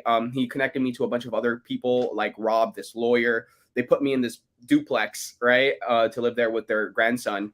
Rob is like this millionaire and stuff like that. So I'm in this freaking duplex living with his grandson, only paying $450 a month, really good discount. And I decided to run to the library here in Winter Park, Florida, very like nice area. I run to the library and I started grabbing all these real estate books, and I'm like, so my life, like all these real estate books, and then I learned about wholesaling. So I jumped in this like investment company with these fix and flippers, and I, met this guy in this R8, and that's when that whole year there, I think I made like $1 million in sales, and I think I made like 300 grand in one phone call off this Nelly Oak flip or whatever. Like this guy flipped his home. I got it for 450. He sold it for like 850, only needed like 50K in repair. And that kind of like made me. And then what happened was they let me go. They did a cheap thing where they just let me go. They cut me off, and they're like, you're just got to go. You whatever. You're not competent. I'm like, oh, okay, sure, buddy.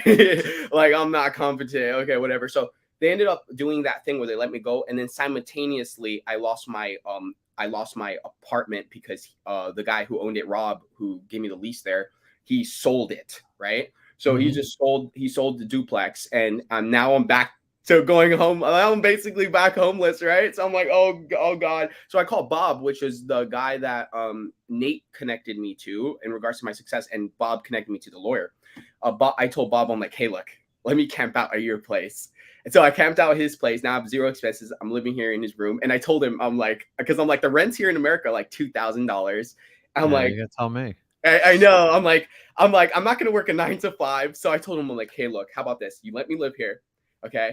And I'll get rich. I'll start a company. I'll start this company up. And then I read this book while I was in that apartment that got me into wholesaling, and it said refer your services back to the company that you originally worked for, but as a business owner, based on performance rather than your time. So that's exactly what I did. I called back these guys and I said, hey, listen, I just lost my apartment. I lost a job.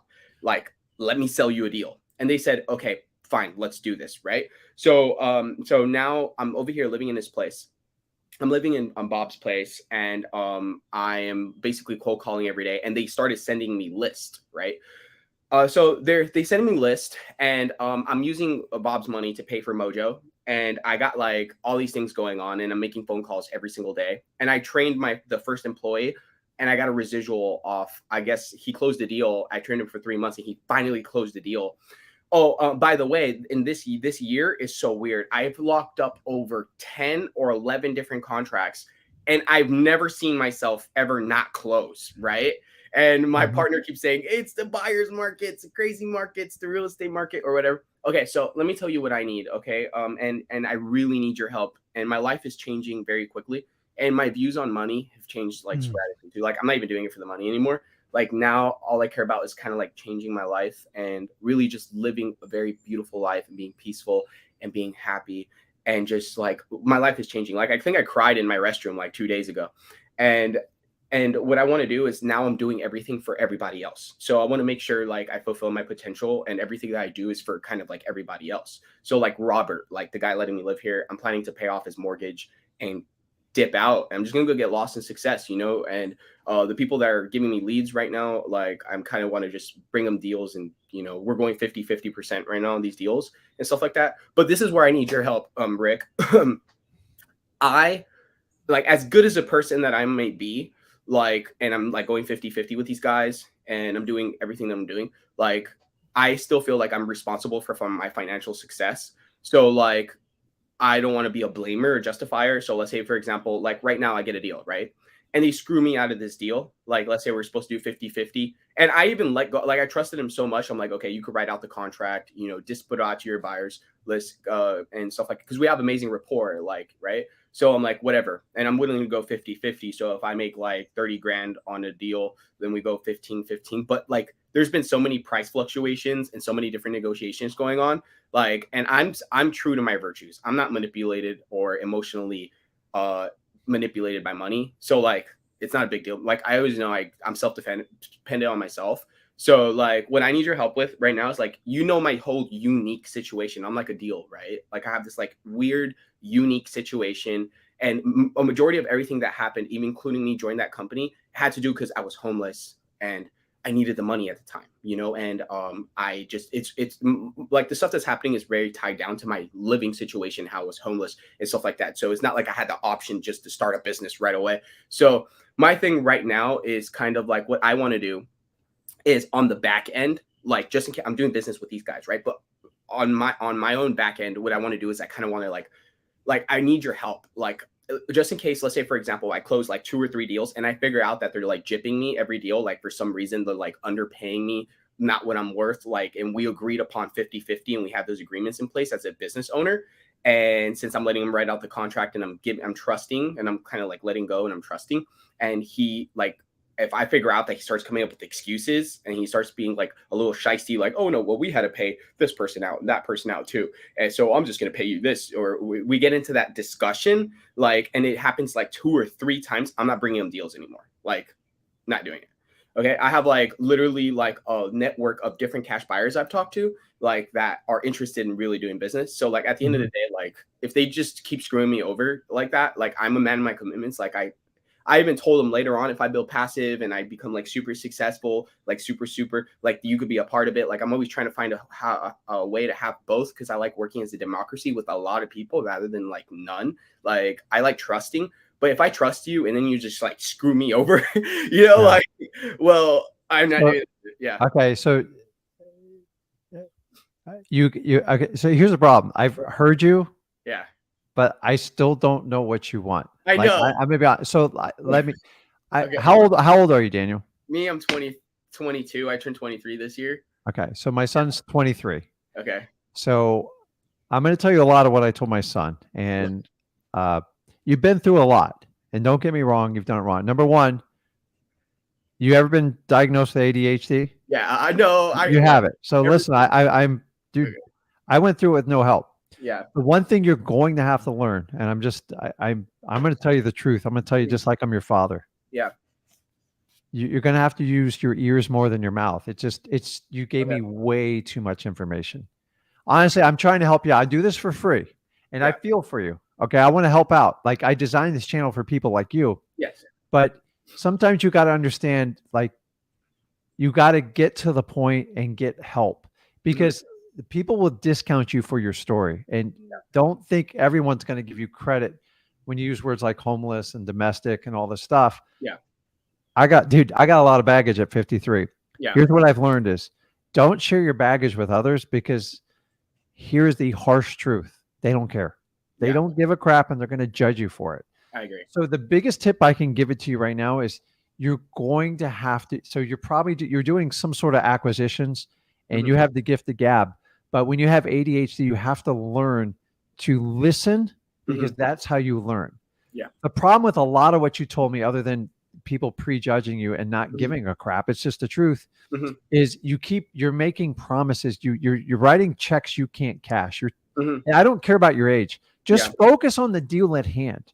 Okay. You're worried about blowing up to some billion-dollar corporation, dude. I'm just telling you, like you're wasting your time on that stuff. Okay. You're making promises. You are, you're a very positive person. You want the best outcome for everything.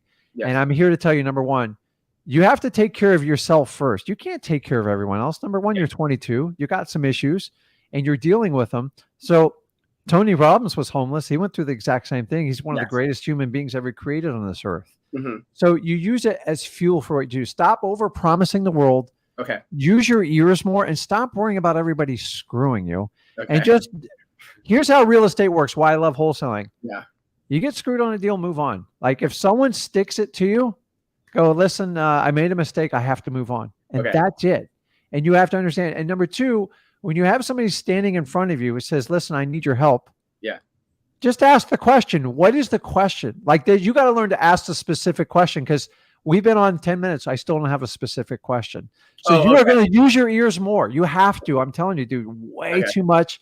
If I was looking to hire you from acquisition manager, I would have cut you off. I just like, dude, this guy talks too much. He's never going to let the seller get their information across. So as an if you guys have ADHD out there, you got to learn to like grab your lips and shut up. So you notice the first 10 minutes, I just shut my mouth, because I think you would have gone on 30 minutes. And I'm telling you this from a love standpoint, not a hate. No, My But- son to this date said sometimes shut up. And Yeah. I listen because I can learn from anybody. Yeah. But I remember talking to you from times in the past. So Mhm. I'm familiar with you. That's why I kind of let you on here. I'm just telling you, dude, like take the stuff. What's Mhm. your question? What can I help you out with? Yeah, no, I like don't worry about it. Like I actually like I love Question. No okay. more words. If you don't ask a question, I'm going to take you off because I'm No, trying. no, no. Okay. I'm trying to teach you I as a got you. teacher and like a Okay. mentor. I'm telling you, you Okay. can't do this with people. Okay. A lot of times when I meet people, I go, you got 5 minutes to tell me what's going on. And if you Yeah. can't pitch me, like if you Yeah. can't take my time valuable, why am I going to like spend energy with you? Yeah, yeah. And I'm telling you from a loving aspect, you have to, number one, you have to take care of yourself first. Stop trying to take care of everyone else around you. Yeah. Just pay. Don't worry about paying the guy's mortgage off. Just find a way to pay him rent. Okay. End of story. Yeah. And then if it works out after a couple years, you can do whatever you freaking want. Okay. And take care of the people that made your life easier. But I'm just here to tell you, you're Yes, sir. all over the board. Slow down, get a compass, navigate. And I'm telling you, when you talk, you start using your ears more. Yes, sir. So you should let people do 80% of the talking, and you have to construct 20% of just quality questions. So let's see if you got a question for me. Okay, so I was just wondering, like, will you like everything that you know now? Like, do you have any like recommendation of what should I do, like, to become like 10 Number times first, get rid of the word like. It's terrible. To become more successful? Number one, what I want you to do is have a conversation with someone and record it. Like Okay. literally record it. I want you to play it back like 50 times. You're going to learn so much about your speech pattern. You don't know what you're saying. You just used the word like 6 times in one sentence. I have 3 cups of coffee. I know, but I'm just telling you, I want you to slow down, smell the roses. You're a smart guy. You got a lot of drive, but man, you need a lot. You got to channel the energy. You've got to make it work right. And you're like me, you get excited, dude. I was a spinning image of you at 22. I was all over the board. I didn't have as many problems as you did. Yeah. But I'm telling you, I went through a lot of hard shape and struggle with this. And you got to learn to like just shut your mouth sometimes. Okay. It's brutal. Okay. And then number 2, I want you to record how you talk. I'm It's recording okay this to right use now. filler words, but like sometimes when you can't gather your thoughts, just let some time go by. Mhm. I'd rather you give me a 5-second pause and say the word like to me again. Like, We all have words. I use okay a lot. I know that. yeah. And I slow down. But I'm telling you, life's short. Before Yeah. you know it, you're going to be my age. And I'm just telling you, if you will listen to people that have walked your path before, it works. The people think they know it all, they never get ahead. And take care of yourself. Do the basics. Show you can be productive today. Stop worrying about everyone screwing you. Yes, sir. If you have an agreement. So let me ask you, are you doing acquisitions for a company or a person, correct? Yeah, it's like a person, basically. Yes. Do you have an agreement with that person? Yes, we do. Okay, so the verbal's not good enough. Okay. So if you want to protect and stop worrying about it, get some sort of agreement in writing. At least spell it out so your verbal matches to the word. By the way, people will break agreements anyways. Uh-huh. And then if you want to protect yourself, you start getting some money and get stuff going, start putting your names on the contract to protect yourself. And long as he cashes you out and take care of it, you'll sign off on everything. Okay. Because you're in control with the seller. Like you can like have them sign documents to protect yourself, but don't let the screwing happen. Just protect yourself up front. So here's the problem. And then you said somebody let you go. Why did they let you go? At the company? Yeah.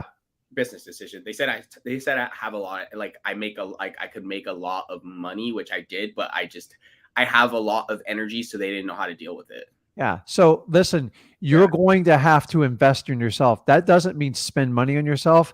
That means just work on yourself. We can all work. I work on myself till the day I die. When you become a grumpy old man, you want to work on yourself. You're giving up on life. I don't want to deal with people like that.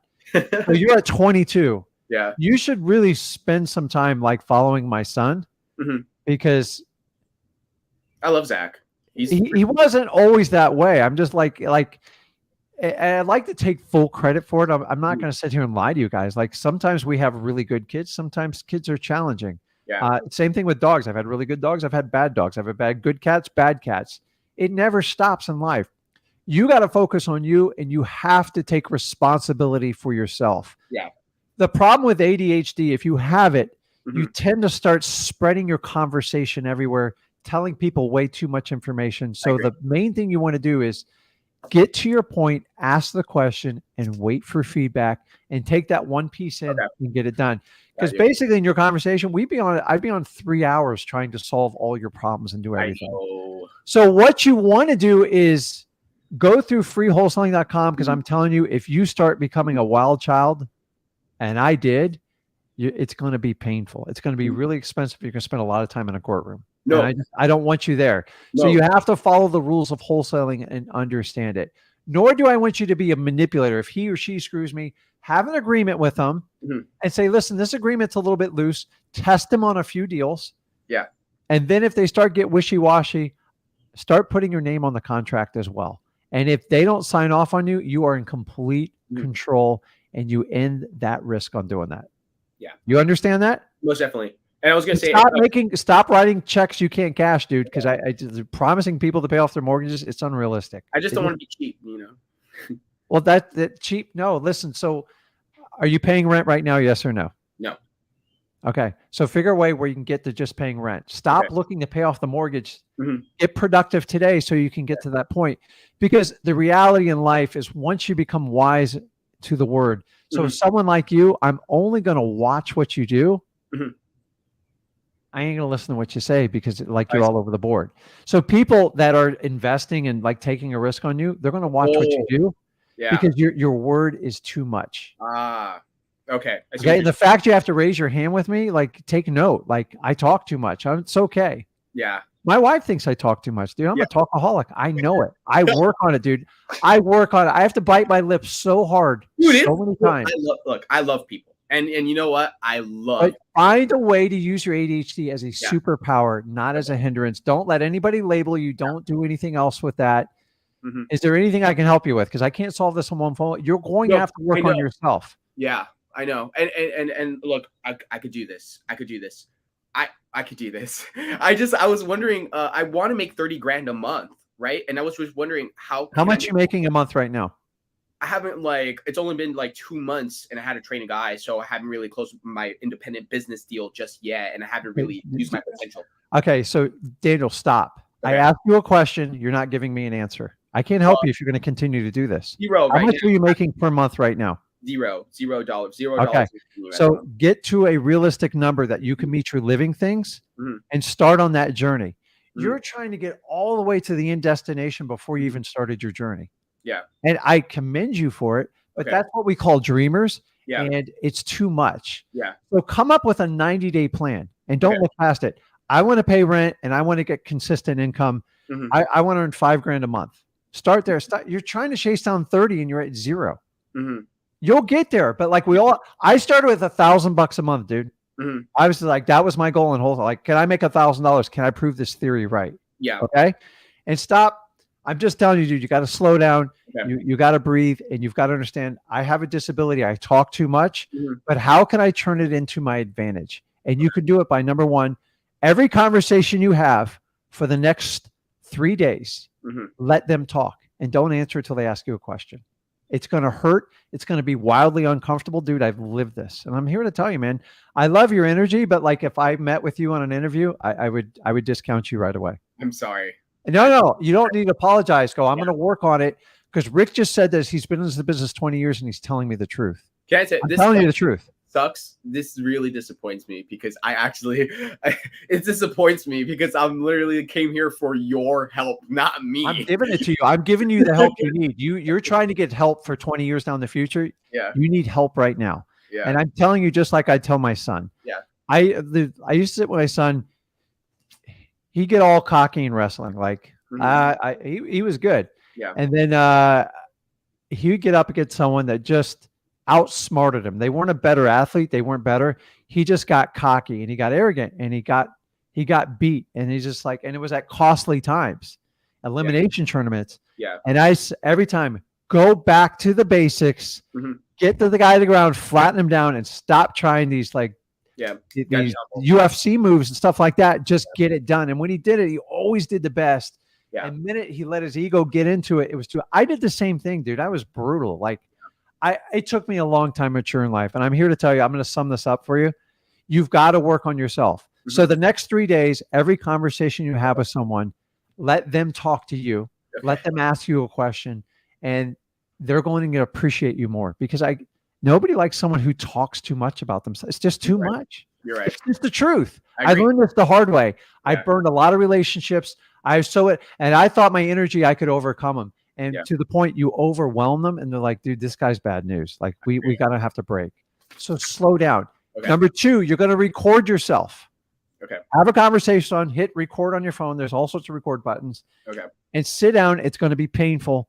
And sit down, and I want you to write it word for word what you say. And you're going to be in shock. We don't hear our own voices. And when you learn that, you're like, oh my God, like, I'm going to take it. And when you get that lesson and you humble yourself, you're going to open up a world you didn't even know existed. Because my favorite thing now is when I go to a room of very high earners, I shut my mouth. I don't say one freaking word unless they ask me a question. Number 1, it's respect. And number 2, I can learn more from them. Me bragging them is a freaking waste of my time. Oh, yeah. And you guys think I do well? I sit in rooms with people earning $1 million a month. I'm just like, I'm in awe. I'm like, $1 million. remember, I started earning $1,000 a month in wholesaling. Mhm. Okay. I consistently do 100K a month. Yeah. And I have a good time, and I can do whatever I want. Stop. You're trying to go all the way to the end destination. Until you take that first journey, you're never going to get there. And I'm just telling you, if you can solve these things, I'll work with you. So the next time you get on, if you don't take this stuff to warning, I ain't going to take you on, because I think you think you know it all at 22. You don't, dude.